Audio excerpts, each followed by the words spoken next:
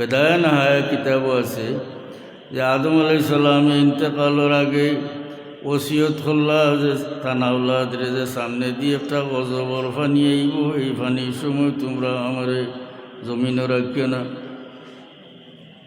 যে সময় প্লাবন আরম্ভ হইল তানে উঠাইল।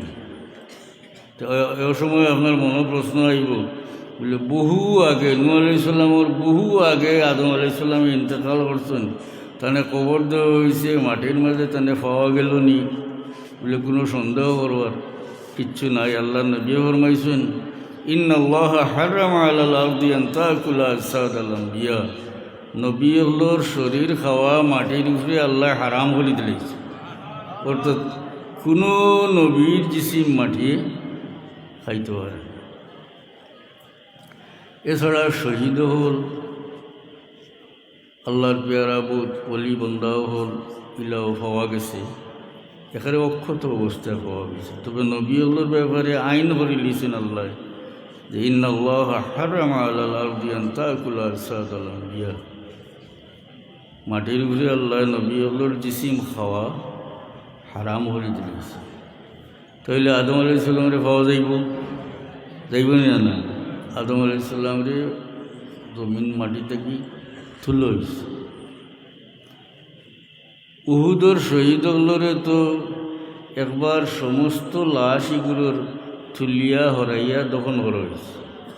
মুআবিয়া রাদিয়াল্লাহু আনহুর সময়ে তাই একটা নালা কুদিতে আসলা পানির, তো ফাত্রি জায়গা তো এটা তো বদলাইয়া অন্য ভাই নিবার না আইয়া পড়ে গেছে উহুদর ময়দান ভাই, শহীদ হলর কবরের ওদিকে। তো তাই কইসলা যে উহুদর শহীদ হলর ওয়ারিস যারা আছো, যার যার লাশ তুলিয়া হরাইলাম, ওই সময় তুলে হয়েছে। একেবারে অক্ষত অবস্থা পাওয়া গেছে।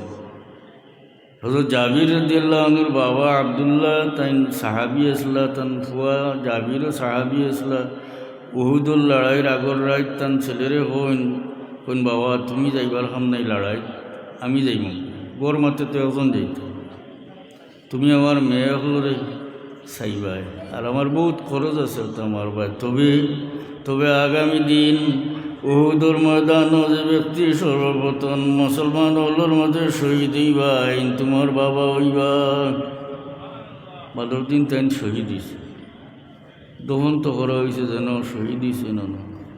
তো দফনের বহুত 46 বৎসর বাদে আমির মুআবিয়ার সময় তার কাছে খবর আইল যে জাবির তোমার বাবার কবর খুলি গেছে, মাটি এড়িয়ে গেছে। তাই গিয়া মাটি ঠিকঠাক করিয়ে মানুষে জিজ্ঞাসা যাও জাবির তোমার বাবার কিলা দেখলা? হযরত জাবিরে হইন আমি গিয়ে দেখলাম যে আমার বাবা যেমন ঘুমাইতেছুন, কোনো পরিবর্তন হয়েছে। মানুষের জিজ্ঞাসা যে তোমার বাবার শরীরের কাপড় সম্বন্ধে হোক, শহীদ হলের তো শরীরের খবর দিয়ে দহন করি না যেটা আছে। হযরত জাবিরে হইন যে আমার বাবার কাপড়ের মাঝেও বিন্দু পরিমাণ কোনো পরিবর্তন আইছে না। হযরত জাবির রাদিয়াল্লাহু আনহু কইন যে আমার বাবার ফাও গুড়িয়া দেওয়া হয়েছিল ইজখির গাছ দিয়া, আমি দেখলাম যে ইজখির গাছও বিন্দু পরিমাণ কোনো পরিবর্তন হয়েছে না, জেলা শিললা রয়েছে। যদিও দফনের পরে 46 বৎসর গুজরিয়া গেছে। ওটা কিছু চিন্তা করেন যান যে শহীদ আব্দুল্লাহ শহীদ হয়েছেন জাবির রাদিয়াল্লাহু আনহুর বাবা, আল্লাহর পেয়ারা বন্দা, আল্লাহ তান শরীর দে অক্ষত রাখছে। কিন্তু এই কাফড়ে কি ইবাদত করছে? দফনের 46 বৎসর পরেও কাপড় দিয়ে অক্ষত পাওয়া যায়। এই গাছে কি কাম করছে, কি ইবাদত করছে যে দফনের 46 বৎসর পরেও এই গাছ অক্ষত অবস্থায় পাওয়া যায়? এর একমাত্র জবাব হইল যে আল্লাহর পেয়ারা বন্দা শহীদের শরীরও লাগি যাওয়ার কারণে এই কাপড় অন্য কাপড়ের মতো রয়েছে না।